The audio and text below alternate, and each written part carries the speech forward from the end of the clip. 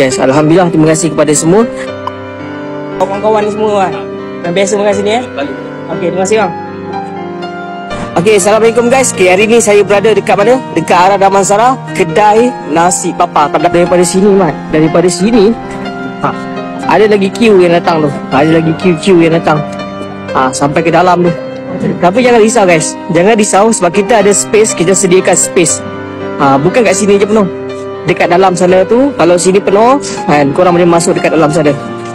Kita sediakan bilik makanan, ada aircon.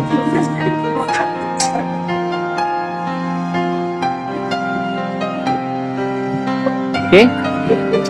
Beratur lagi panjang guys, beratur lagi panjang. Nampak? Kita nak tengok sampai mana kan? Sampai queue sampai mana kita nak tengok kan? Sampai mana panjang ni? Daripada sini weh.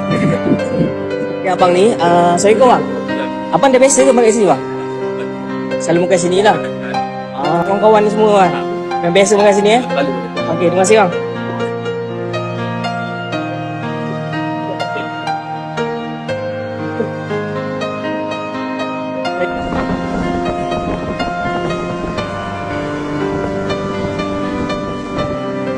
Kat mana?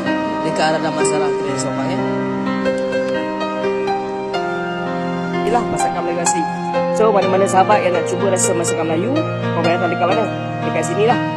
So, ini adalah menu-menu dan masakan Melayu asli lah. Kalau video ni dulu, jangan lupa korang like dan share video ni. Sebarkan kepada semua sahabat-sahabat kita, okay? Terima kasih lah kerana sahabat-sahabat kita share dan menonton video ni.